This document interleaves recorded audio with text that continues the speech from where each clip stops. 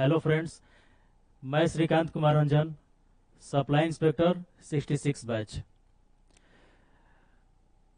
परिस्थितियां बदलती कैसी है उसका अनुभव एक मैं साझा कर रहा हूं आप लोगों के समक्ष। मैं साल भर पहले किसी जॉब में नहीं था, लेकिन मेरा पंचायत सचिव का रिजल्ट आया। परिस्थितियां थोड़ी सी चेंज हुई, बेरोजगारी का धब्बा हटा। इसके बाद परिस्थितियां फिर कुछ चेंज हुई और 1.5 से 2 महीना बाद मेरा बीपीएससी का रिजल्ट फाइनल हुआ। इसके बाद ट्रेनिंग किया। ट्रेनिंग के दरमियान किस प्रकार से एक्सपोजर विजिट कराया गया हम लोग को, वो सब आप लोग यूट्यूब पर देखे ही होंगे। वो एक आप लोग के लिए मोटिवेशनल चीजें साबित हो सकती है। आप लोग देखिए उस चीज को कि किस प्रकार से बीपीएससी अपना किस प्रकार से बीपार्ड के द्वारा ऑफिसर्स लोग को कहाँ कहाँ लेकर जाया जा रहा है। हम लोग को शिमला ले जाया गया। इसके बाद हम लोग को Delhi visit, Darjeeling visit, Pune visit, यहाँ के जो भी एडमिनिस्ट्रेटिव इंस्टीट्यूट थे वहां पर हम लोग को विजिट कराया गया। आज के प्रोस्पेक्टिव में हम लोग देखें फ्रेंड्स कि किस प्रकार से बीपीएससी रिक्वायरमेंट अपना चेंज कर रहा है, स्टूडेंट से वो क्या लेना चाहता है। तो हम लोग कुछ बदलती परिस्थितियों को हम लोग देखेंगे मेंस के लेवल पर और पीटी के लेवल पर। चूंकि मैं सीएसपी अकादमी से जुड़ा रहा हूं शुरू से, अभिषेक सर हमारे गुरु थे। हमारा बेस जो था बीपीएससी का वो अभिषेक सर के द्वारा ही तैयार किया गया था। तो मैं अभिषेक सर को धन्यवाद देना चाहता हूं और इसके बाद अपने सेशन को आगे बढ़ा रहा हूं। बदल रहा है बीपीएससी पैटर्न, किस प्रकार से बीपीएससी का पैटर्न चेंज हो रहा है। तो ये चेंज हम लोग देखते हैं पीटी के लेवल और मेंस के लेवल पर।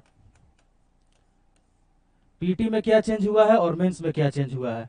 फ्रेंड्स, ज्यादा चेंज हम लोग को देखने के लिए मिल रहा है मेंस के लेवल पर। वो थोड़ा ज्यादा चैलेंजिंग हो गया है। तो उसमें क्या चैलेंजिंग है, तो इसमें उसको टैकल करने के लिए, उस चैलेंज को कम करने, मिनिमाइज करने के लिए हम लोग को किस स्तर पर स्टडी करना है, किन किन बुक्स पर ध्यान देना है। तो इन सभी के केंद्र बिंदु में एक बुक्स आता है और वो आता है एनसीईआरटी। पहले क्या था कि बिना एनसीईआरटी के स्टडी के बावजूद भी आप बीपीएससी, जैसे हम अपना अनुभव बता रहे हैं कि मैंने एनसीईआरटी अभी तक नहीं छुआ था, लेकिन अब के प्रोस्पेक्टिव में क्या है कि एनसीईआरटी मोस्ट इंपोर्टेंट बुक हो गया है फॉर बीपीएससी एग्जाम।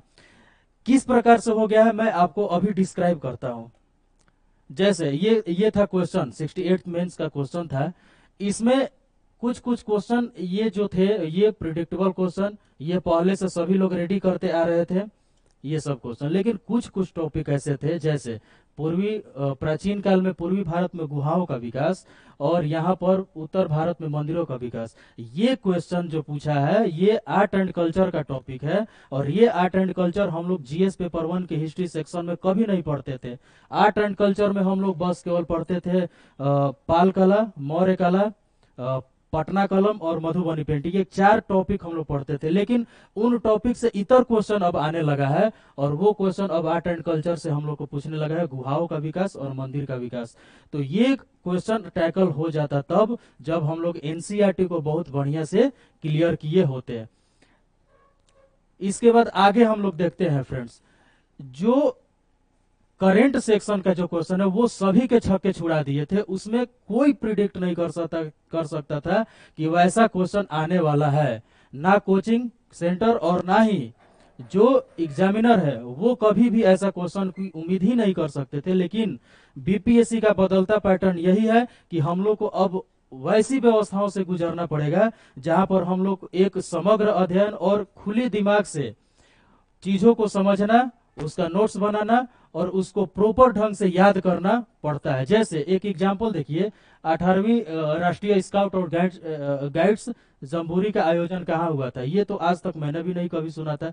लेकिन अब इन टॉपिक्स पर विशेष करके ध्यान देना है और उसको बढ़िया से अच्छी तरह से रेडी करते हुए आगे बढ़ना है।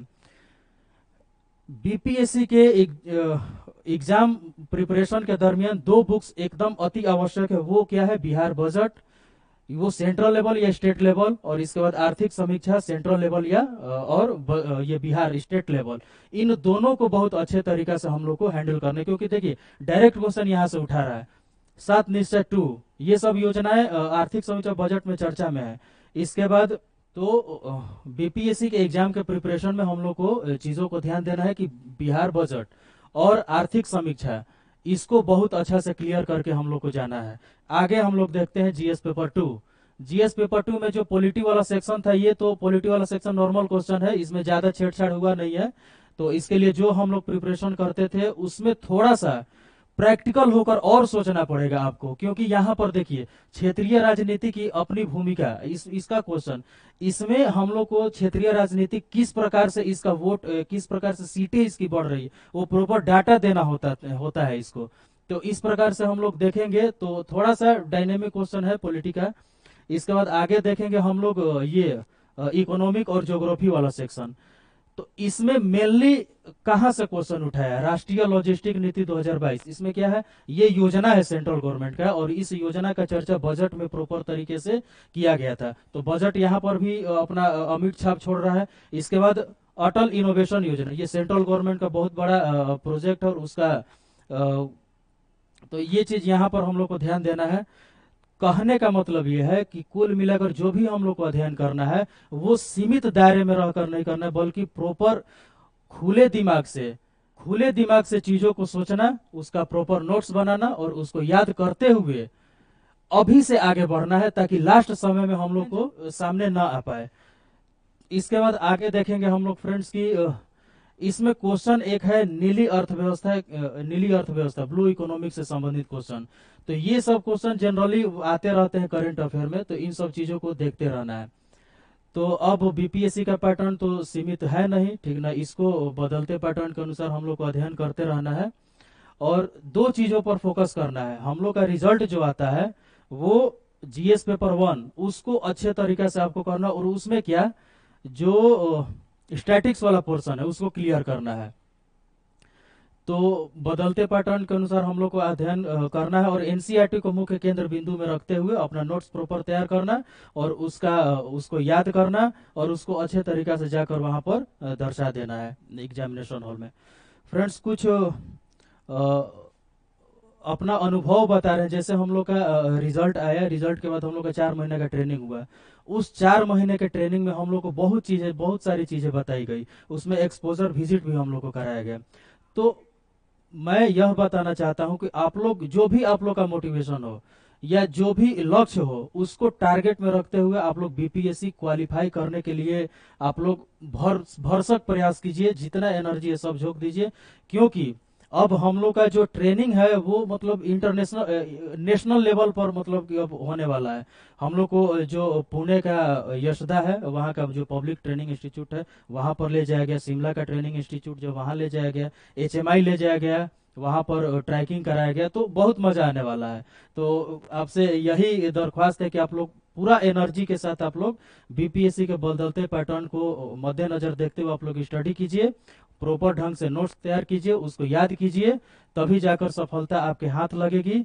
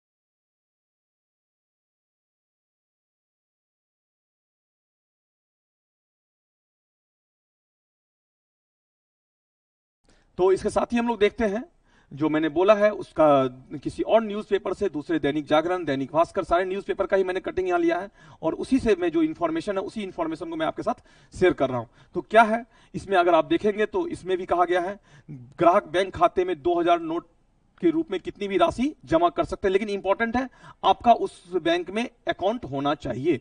फिर दूसरा इंपॉर्टेंट है, खाता नहीं होने पर एक बार में 20,000 रुपए ही बदलने की मिलेगी सुविधा।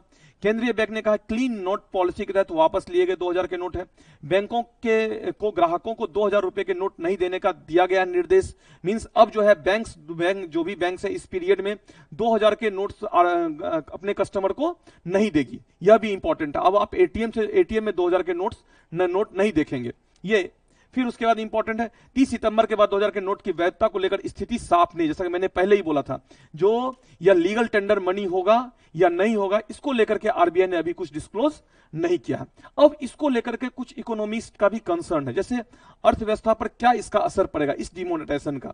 तो इसके संबंध में सोमनाथन अर्थशास्त्री है, उन्होंने अपने एक इंटरव्यू में कहा है 2016 के नोटबंदी के फैसले से अलग है, यह डिफरेंट है। मैंने पहले ही बोला था वह कुछ और था, यह कुछ और है।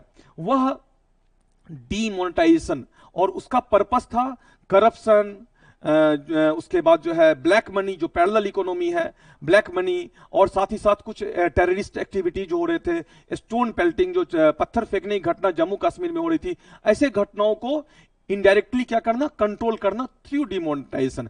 लेकिन इसका पर्पस है क्लीन नोट, मींस स्वच्छ मुद्रा नीति को सुनिश्चित करना। तो 2016 के डिमोनेटाइजेशन से यह डिमोनेटाइजेशन 2023 का डिमोनेटाइजेशन जो है वह डिफरेंट है। फिर इसमें देखेंगे इन्होंने कहा है, सोमनाथन ने स्पष्ट कहा है इसका अर्थव्यवस्था पर कोई असर नहीं पड़ेगा। एग्जैक्टली इसका हमारे इकोनॉमी पे कोई इंपैक्ट नहीं पड़ेगा, क्योंकि इकोनॉमी में ऑलरेडी सप्लाई ऑफ मनी है। अब 2000 की करेंसी नहीं भी होंगी तो बहुत हमारे ऊपर प्रभाव नहीं पड़ेगा। आप देख पा रहे होंगे, आप हाउस होल्ड एक्टिविटीज में अपने घरों में देख पा रहे होंगे 2000 के बहुत ज्यादा नोट्स आपके नोट आपके पास नहीं होगा। नोट होगा तो 500 वाला होगा, 200, 100, ये छोटे करेंसी हमारे पास होंगे। तो इसलिए अर्थव्यवस्था पर बहुत प्रभाव नहीं पड़ेगा। यह पूछे जाने पर कि 30 सितंबर तक जमा नहीं किए गए नोट का क्या होगा, उन्होंने कहा कि बैंक के पास इसे संभालने के लिए एक उचित प्रणाली होगी। ऑब्वियस सी बात है, आफ्टर 30 सितंबर 30 सितंबर के बाद क्या हो सकता है, तो बैंक जरूर कुछ ना कुछ अल्टरनेट मैकेनिज्म तैयार करेगा, ताकि अगर आप करेंसी एक्सचेंज नहीं कराए हैं तो करा सकते हैं।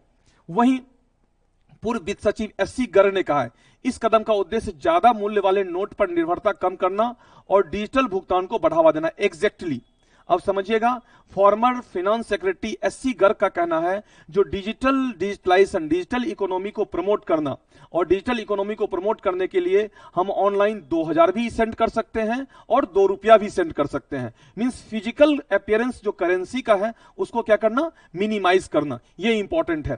फिर उन्होंने कहा 2000 रुपए के नोट में से आधे पहले ही सिस्टम से वापस ले लिए गए, जो मैंने पहले बोला था एब्जॉर्ब कर लिया। आरबीआई ने अपने एब्जॉर्प्शन पॉलिसी के थ्रू 2000 के मैक्सिमम करेंसी को एब्जॉर्ब कर लिया है, और शेष इस फैसले से सिस्टम से बाहर हो जाएंगे। तो ये बड़ा इंटरेस्टिंग है, और इस फैसले के बाद जो रिमेनिंग करेंसी है वह क्या होगा, वह बाहर हो जाएगा। अब आपके मन में एक प्रश्न उत्पन्न हो रहा होगा, जो ये जो डिमोनेटाइजेशन लाया गया, सेमी डिमोनेटाइजेशन जो पार्ट 2 है, या 2016 के बाद अगर कहा जाए तो क्या इसका संबंध करप्शन से भी है, इसका संबंध ब्लैक इकोनॉमी से भी है? यस है। बहुत सारे अर्थशास्त्री, बहुत सारे पॉलिटिशियंस, रूलिंग पार्टी के बहुत सारे लीडर्स ऐसा कहा है, उन्होंने स्पष्ट किया है जो ये जो मनी है, बड़े करेंसी होते हैं, वह जनरली रियल एस्टेट सेक्टर में यूज होते हैं, रियल एस्टेट सेक्टर में यूज होते हैं, और रियल एस्टेट सेक्टर में ब्लैक मनी का लेन देन जो होता है वह 2000 के बड़े करेंसी के रूप में होता है। इसके इस डिमोनेटाइजेशन होने से रियल एस्टेट सेक्टर में इस तरह के करेंसी का फ्लो कम होगा, जिसका यह इंपैक्ट पड़ेगा जो आने वाले दिनों में रियल एस्टेट सेक्टर की प्राइस भी हो सकती है कम हो जाएगी, क्योंकि ब्लैक मनी का जो इनफ्लो है वह उसके इन्फ्लेशन को कंट्रोल करेगा। तो डिमोनेटाइजेशन पार्ट 2 आरबीआई के अकॉर्डिंग क्लीन नोट पॉलिसी का पार्ट है, लेकिन गवर्नमेंट के अकॉर्डिंग यह करप्शन और ब्लैक मनी जो किसी पर्टिकुलर सेक्टर में है, और जो जिस कारण से उस पर्टिकुलर सेक्टर की प्राइस जो है वह तेजी से इंक्रीज करते, क्योंकि जब ब्लैक मनी होगा तो ऑब्वियस सी बात है रेट ऑफ इन्फ्लेशन उस पर्टिकुलर एरिया में अधिक होगा, तो उसको क्या करेगी गवर्नमेंट, चेक करेगी। तो ये कुछ इसका एक्सप्लेनेशन है, ये इसका मल्टी डायमेंशनल इम्पैक्ट है कि डीमोनेटाइजेशन पार्ट 2 का। देखते हैं इसमें और क्या क्या चीजें डेवलपमेंट होती हैं, और अगर इसमें कुछ और भी नया कुछ क्लाउज जुड़ता है आरबीआई का या कुछ ऐसी चीजें होती हैं तो हम लोग जरूर इस पे डिस्कस करेंगे। अगर आपको यह वीडियो अच्छा लगा है तो जरूर शेयर करें, इसको अधिक से अधिक लाइक करें और सब्सक्राइब करें। Thank you, thanks a lot.